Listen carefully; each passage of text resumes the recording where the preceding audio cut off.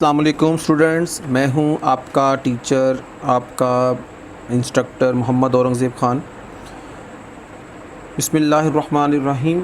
Students, आज हम लोग जिस टॉपिक को डिस्कस करने जा रहे हैं that is the most important and most interesting topic for the every BS और बीएससी स्टूडेंट्स, वो है नॉर्मलाइजेशन।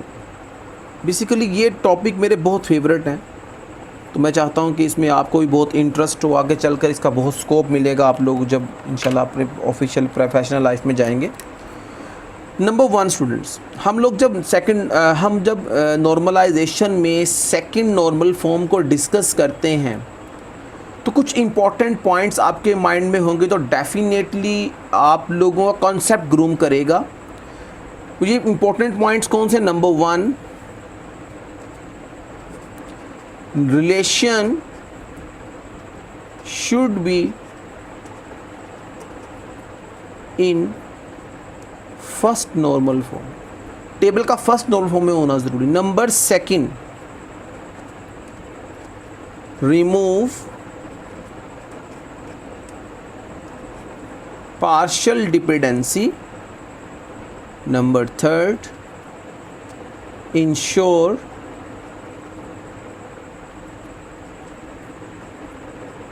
फुल फंक्शनल डिपेंडेंसी, आप इसको इंश्योर्ड करेंगे। नंबर 4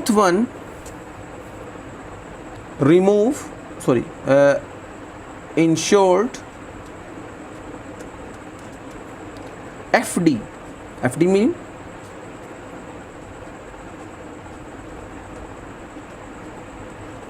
फंक्शनल डिपेंडेंसी इंश्योर्ड करोगे। नंबर 5 डीकम्पोजिशन, जब आप नॉर्मलाइजेशन करते हुए जितने भी टेबल्स की डेरिवेशन देंगे वो आपके इन तमाम टेबल जिनको आपने डिकम्पोज्ड किया था उन तमाम टेबल्स आर के बराबर होंगे। अगर तो आर के बराबर है तो इसका मतलब आपकी सेकंड नॉर्मल फॉर्म में कोई भी प्रॉब्लम, इंसर्शन, मॉडिफिकेशन और डिलीशन प्रॉब्लम नहीं है। सेकेंड थिंग, इसके अंदर हम लोग इसको बाय एग्जाम्पल देखते हैं। आप लोगों के लिए स्टूडेंट में बड़ी इजी एग्जाम्पल लेकर आया हूँ। एज़ यूजुअल मैं यहाँ पे एग्जाम्पल लिखता हूँ। यहाँ पे हम लोग एक टेबल बनाते हैं, एम्प्लॉय का टेबल। एम्प्लॉय के टेबल में आप लोगों ने सबसे पहले एम्प्लॉय आईडी, फिर आप लेंगे एम्प्लॉय का नेम, फिर उसका डिपार्टमेंट, फिर उसकी बेटा सैलरी, फिर आ जाएगा उसका जो है वो कोर्स आईडी, फिर आ जाएगा कोर्स नेम, फिर आ जाएगी उसकी डेट कि वो कब कोर्स कंप्लीट हुआ था। तो स्टूडेंट्स, हम लोग इसको आगे लेके चलते हैं अपने इस जो है सेकंड नॉर्मल फॉर्म को। मैं यहाँ पे कुछ सैम्पल डेटा रख देता हूँ। जैसे मैं यहाँ पे रखता हूँ 201, 202, 203 एंड 204। We have 4 rackets. यहाँ पे इसका नाम रख देते हैं जी आमिर, इस एक का नाम रख देते हैं जी आसिफ, अब एक का नाम रख देते हैं हम एम ए ख़ान, उसके बाद ये भी एम ए ख़ान, सॉरी ये इसका जो आईडी है ना एम्प्लॉय का ये 203 ही रहेगा, ठीक है ना, ये 203 है, ठीक है। इसके बाद 203 पे ही अगेन मैं यहाँ पे ताकि कॉम्प्लेक्स कर रहा हूँ ताकि आपको और बात समझ आ जाए। एम ए ख़ान, इसके बाद 202 को अगेन रख देता हूँ आसिफ के नेम से। These are the sample data, ठीक है। डिपार्टमेंट आप कंसीडर करें, इसका डिपार्टमेंट है मैकेनिकल डिपार्टमेंट।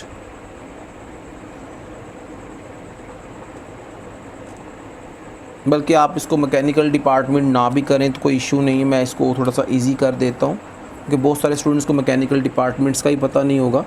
तो मैं यहाँ पे इसके जो वैल्यू वो चेंज कर देता हूँ। इन सब का डिपार्टमेंट है कंप्यूटर डिपार्टमेंट।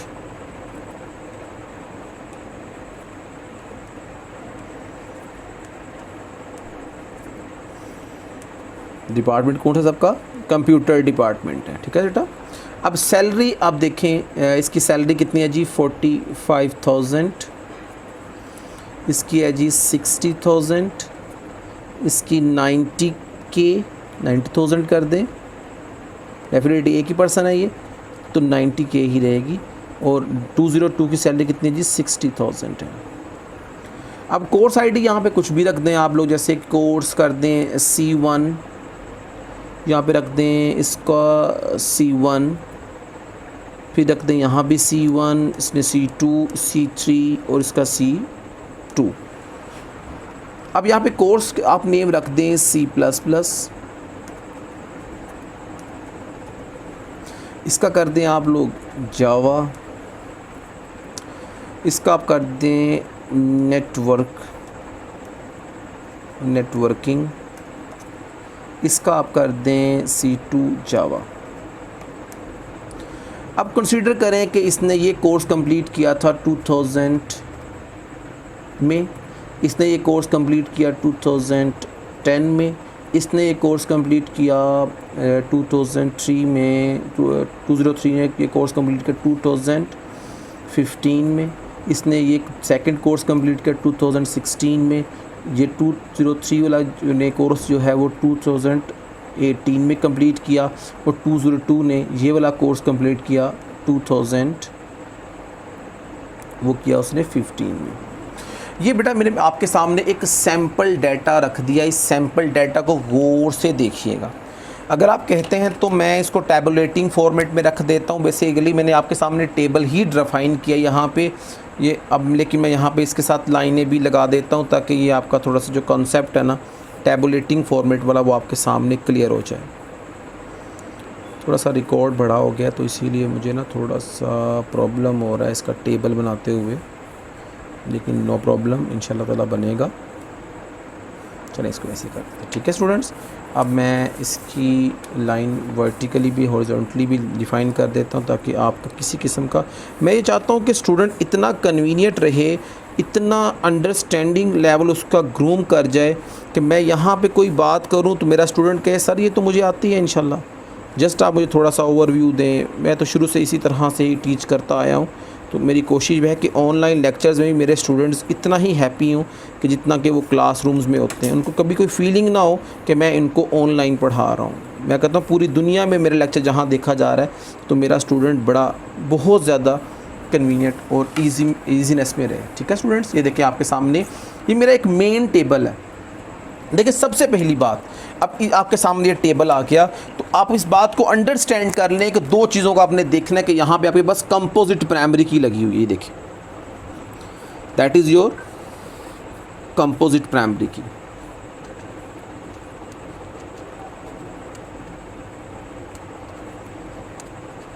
मेरे बच्चों एक बात माइंड में रखें कि सेकंड नॉर्मल फॉर्म वहाँ पे एलुमिनेट की जाती है जहाँ पे कंपोजिट प्राइमरी की का कॉन्सेप्ट देखा जा रहा हो। कहीं आपको कंपोजिट प्राइमरी की नज़र आए तो आप ये चेक करेंगे कि क्या नॉन की एट्रीब्यूट इन दोनों पे होल पे डिपेंड कर रहे हैं, कहीं ऐसा तो नहीं कि पार्शियल पे डिपेंड करें। दोबारा से थोड़ा सा बात रिवाइज कर दूँ, आप लोगों को मेरे प्रीवियस लेक्चर देखना है इस बात को अंडरस्टैंड करने के लिए कि पार्शियल डिपेंडेंसी क्या होती है, फुल फंक्शनल डिपेंडेंसी क्या होती है और एफडी क्या होती है। बेटा पार्शियल डिपेंडेंसी किससे कहते हैं कि जब नॉन की एट्रीब्यूट अ पार्ट ऑफ की पे डिपेंडेंट होंगे तो that is called the partial dependency. हम इस टेबल में से इसको सेकंड नॉर्मल फॉर्म में लाने के लिए पहले बच्चों हम यहाँ पे क्या करेंगे, हम यहाँ पे पार्शियल डिपेंडेंसी को रिमूव करेंगे और इंश्योर करेंगे फंक्शनल और फुल फंक्शनल डिपेंडेंसी को। अब उसको समझने के लिए आपने मेरा साथ देना है। कोई भी प्रॉब्लम हो स्टूडेंट्स आप कमेंट्स में जाके क्वेश्चन कर सकते हैं, मैं उसका आंसर दूंगा। मेरा मेल आईडी साथ दिया हुआ है, आप मुझे वहाँ भी फॉलो कर सकते हैं और अदर लिंक मेरे वहाँ पे अवेलेबल है। देखिए स्टूडेंट्स अब आप लोगों ने सबसे पहले जब यहाँ तक काम कर लिया, अब आप लोगों ने सेकंड नॉर्मल फॉर्म में जाना है। तो सेकंड नॉर्मल फॉर्म की सबसे पहली पॉइंट जो मैंने आपको बताया था कि table should be in first normal form. तो प्यारे बच्चों ये देखें इस यहाँ पर कहीं पर भी आपको एक सेल में एक से ज़्यादा वैल्यूज़ नज़र नहीं आ रही, तो इसका मतलब now this table in first normal form, पहली बात कंप्लीट हो गई। Now we discuss about the second normal form. तो अब मुझे यहाँ पे क्या करना है, पार्शियल डिपेंडेंसी को रिमूव करना है। अब गौर करें, मैं यहाँ पे स्केच ड्रा कर रहा हूँ ताकि बात समझ आ जाए। अब विदाउट डाटा भी आपको मेरी बात समझ आनी चाहिए।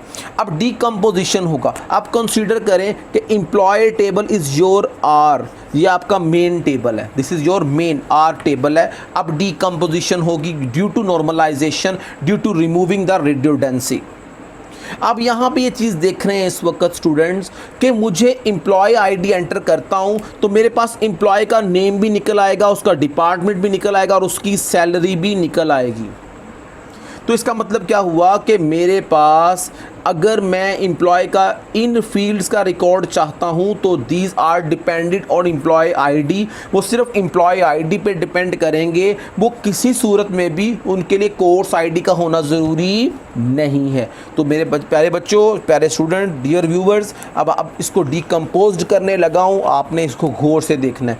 अब इसकी डीकम्पोजिशन कैसे होगी सॉरी, आप लोग एम्प्लॉय के टेबल को इसमें क्या करेंगे आप लोग कि आपका जो टेबल है उसमें जो आपका एम्प्लॉय आईडी है डिटरमाइंस द वैल्यू, क्या करेगा, डिटरमाइन करेगा किसकी वैल्यू को, नेम,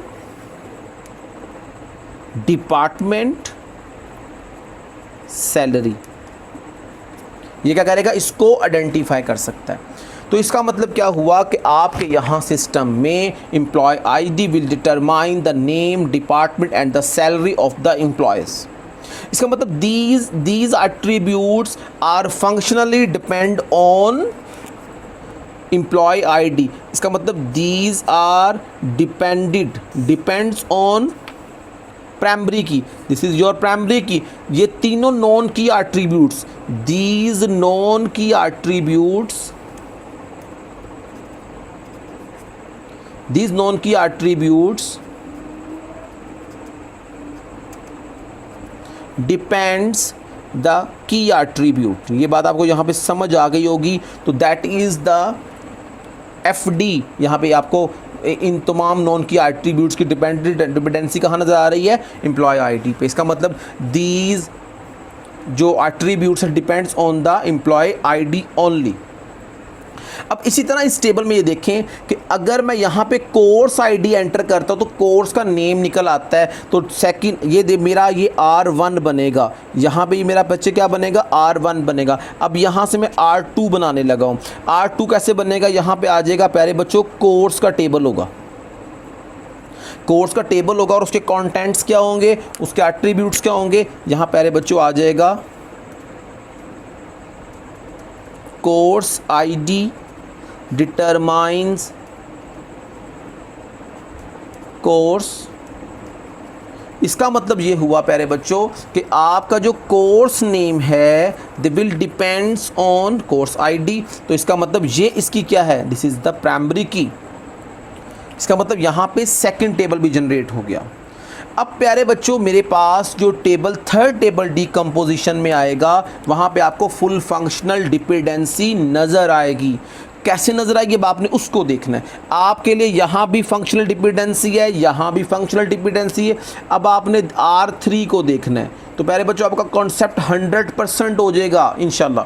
आप लोगों ने ये देखना है कि जो आपका R3 है दैट इज़ द को, आप ऐसे कर लें, एम्प्लॉय अंडरस्कोर, इसका नाम ने क्या रख दिया, एम्प्लॉय अंडरस्कोर कोर्स, ये इस टेबल का नेम रख दिया। अब गौर करें प्यारे बच्चों, ये जो MA खान है इसने इसका आईडी है 203 तो इसने एक से ज़्यादा कोर्सेज किए हुए हैं। इसने कौन सा कोर्स कब कंप्लीट किया है that will be defined by the both. यहाँ से उसका आईडी भी चाहिए मुझे, यहाँ से कोर्स का आईडी पास करूँगा देन मुझे पता चलेगा कि इसने कौन सा कोर्स कब कंप्लीट किया। आप इसकी डीकम्पोजिशन कैसे होगी प्यारे बच्चों, ये देखिए बड़ा ही ज़बरदस्त कॉन्सेप्ट है, इंशाल्लाह ताला आपको 100% क्लियर हो जाएगा। देखिए अब इसमें क्या होगा जी, मैं जब तक एम्प्लॉय आईडी एंटर नहीं करूँगा और उसके साथ मैं कोर्स आईडी एंटर नहीं करूँगा, कोर्स आईडी एंटर नहीं करूँगा, ये मेरे पास कंपोजिट की है, जब तक इन दोनों की वैल्यू पास नहीं करूँगा, मैं उस वक्त तक जो कोर्स का डेट है कि उसने वो कोर्स कब कंप्लीट किया वो डिटरमाइन करने में फेल हो जाऊँगा। We are not able to can determine the value of the course completion. उनके लिए मुझे दोनों वैल्यू का पास करना ज़रूरी है। This is the more essential one, that is called the full functional dependency. इसे हम कहते हैं दिस इज़ द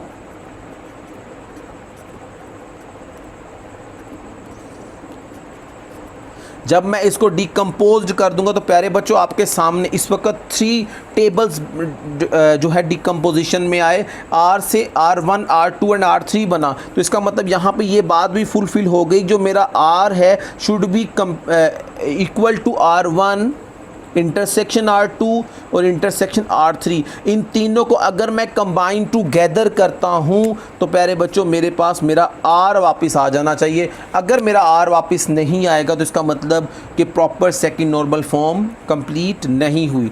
अब थोड़ा सा टाइम आप लोगों का लेना चाहता हूँ, मैं इसको थोड़ा सा इस तरह फर्दर इस तरह डिफ़ाइन करना चाहता हूँ बच्चों कि आपका कॉन्सेप्ट 100% हो। इस एग्जाम्पल को पूरा कंप्लीटली एग्जीक्यूट करता हूँ आप लोगों के लिए। प्यारे बच्चों ये देखें, अब आप लोगों ने ये देखना है कि मेरे पास यहाँ पे मैंने आपका पहला टेबल जिसे मैंने एम्प्लॉय टेबल का नाम दे दिया, उसको मैंने कहा ये मेरा R1 है। यहाँ मेरा क्या है वो R, पहली डिकम्पोजिशन क्या थी R1 सॉरी।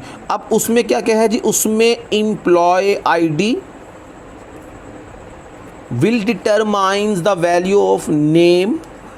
मैं नेम भी फाइंड कर सकता हूँ एम्प्लॉय का, उसका डिपार्टमेंट भी और उसकी सैलरी भी। अब गौर करेंगे आप लोग, जैसे जैसे मैं सेकंड नॉर्मल फॉर्म जाऊँगा रेडियोडेंसी मिनिमाइज हो जाएगी। अगर आप इसको थोड़ा सा देखें तो यहाँ पे यहाँ से लेके यहाँ तक रिकॉर्ड क्या है, यहाँ से लेके यहाँ तक रिकॉर्ड क्या है, रिड्यूडेंट है, ये भी मिनिमाइज हो जाएगा। आप इसको गौर से देखिएगा। अब प्यारे बच्चों ये देखें, आप लोगों ने गौर करना है इसके ऊपर। तो इंशाल्लाह ताला बड़ी ज़बरदस्त किस्म की बात समझाने जा रहा हूँ आपको।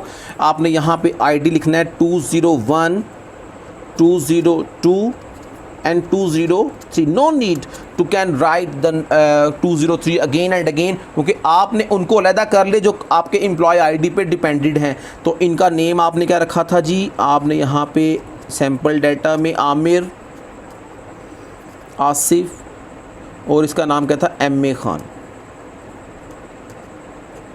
अब प्यारे बच्चों इसका डिपार्टमेंट कौन सा था, आप इसके डिपार्टमेंट को देखें। इसका डिपार्टमेंट क्या था जी, कंप्यूटर।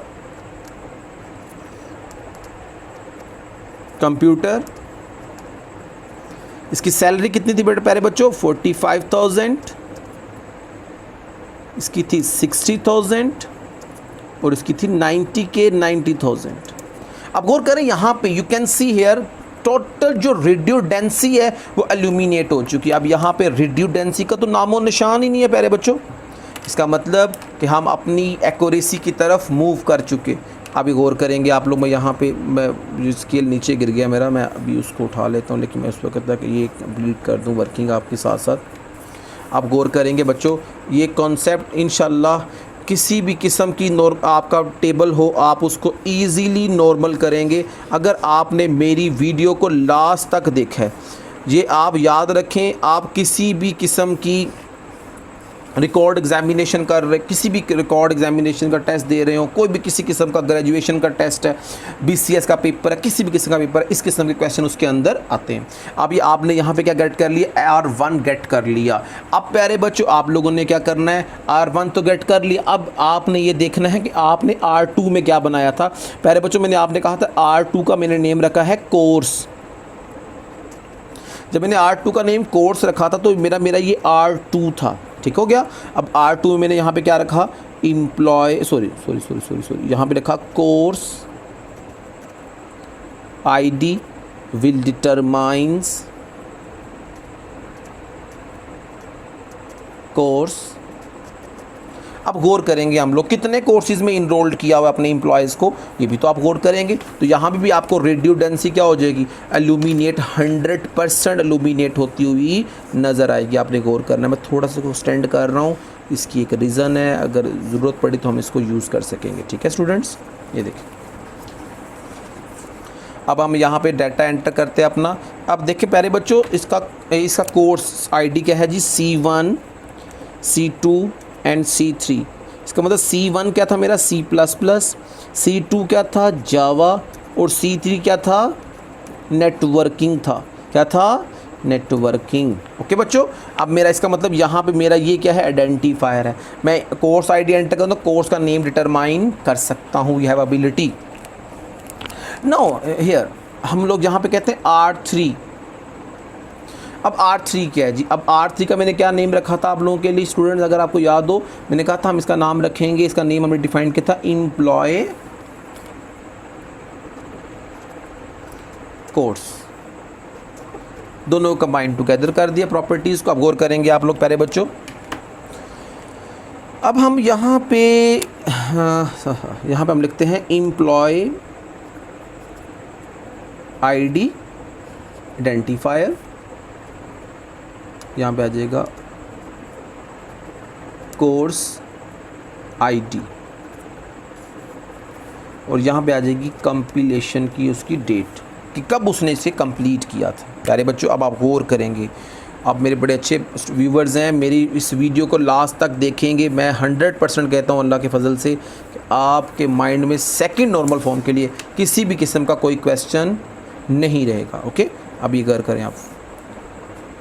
1 2 3 4 1 2 3 4 5 एंड 6। अब ये देखिए प्यारे बच्चों, सिर्फ आप लोगों के लिए कोशिश करता हूँ कि बहुत ही फाइन क्लियर लिखा जाए ताकि आप उसे रीड कर सकें। अब एम्प्लॉय आईडी क्या है जी, यहाँ पे आ गया प्यारे बच्चों 201 है जी। अब देखिए मैं एक कोशिश होगी कि आपको क्लियर कर दूँ बच्चों। 201 जी, कोर्स आईडी क्या है जी, C1। जैसे मैं कोर्स आईडी और एम्प्लॉय आईडी पास करूंगा तो ऑटोमेटिकली सिस्टम बता देगा कि इसने जो C++ है ये 2000 में किया था, ये उसका डेट ऑफ कंपिलेशन निकल आई। इसी तरह 202 के साथ जब C1 पास करूंगा जो, तो ये बता देगा कि इसने ये कोर्स 2010 में पास किया था।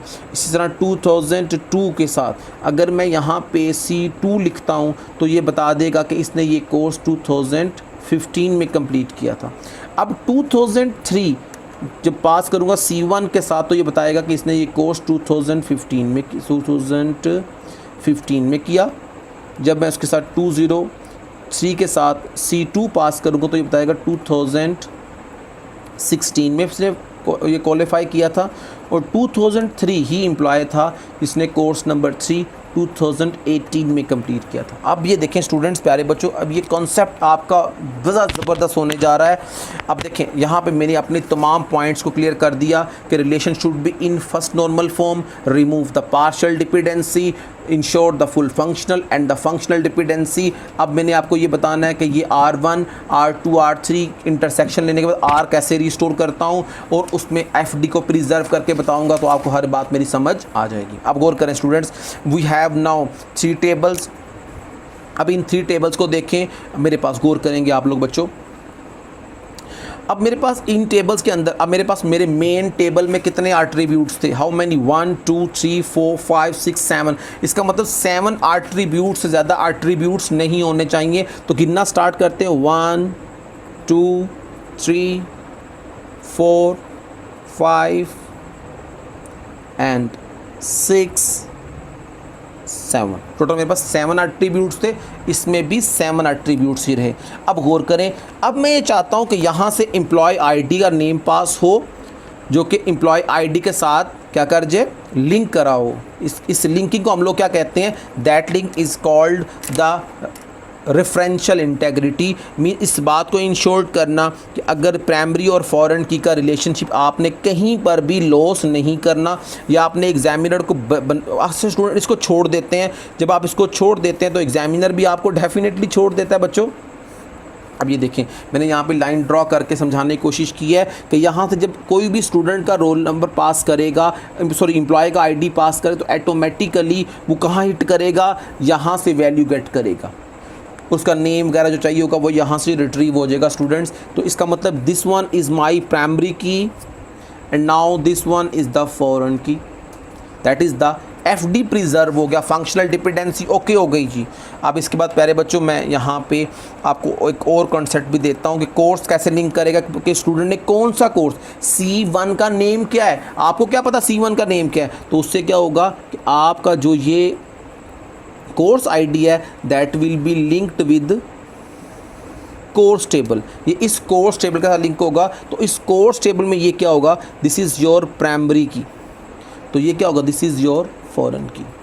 अब जब उसने नेम लेना है तो यहाँ से रिट्रीव कर लेगा कोर्स का, जब उसने स्टूडेंट्स के एट्रीब्यूट्स लेने हैं तो वो यहाँ से इसको लिंक करके यहाँ से डाटा को रिट्रीव कर लेगा। अब इस आपको मैंने ये बात भी साबित कर दी कि आपका जो R है वो R1, R2 और R3 है। Now this table in second normal form.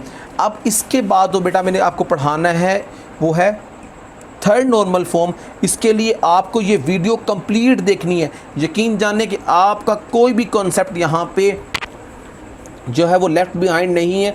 आप जितनी एफर्ट कर सकते हैं बार बार सुनिएगा, मेरे तमाम वीडियोस को देखिएगा, तो आप किसी भी लेवल पर जाके नॉर्मलाइजेशन डन कर सकते हैं। तो बेटा आपने मेरे चैनल को ज़्यादा से ज़्यादा लाइक करना है, शेयर करना है और सब्सक्राइब करना है, और अपने दोस्तों, फ्रेंड्स एंड फैमिलीज़ के साथ भी इसको काइंडली शेयर कीजिएगा ताकि सबके पास ये वैल्यूएबल इन्फॉर्मेशन जाए। और वो व्यूवर्स, वो स्टूडेंट जिन्होंने मेरा अभी तक चैनल सब्सक्राइब नहीं किया, वो आप चैनल को सब्सक्राइब करें और बेल आइकन को भी प्रेस करें ताकि आने वाले नई से नई वीडियो जो आपके नॉलेज में इजाफा करेंगी वो आपको मिलती रहेंगी। इजाज़त दीजिए, अल्लाह हाफिज़।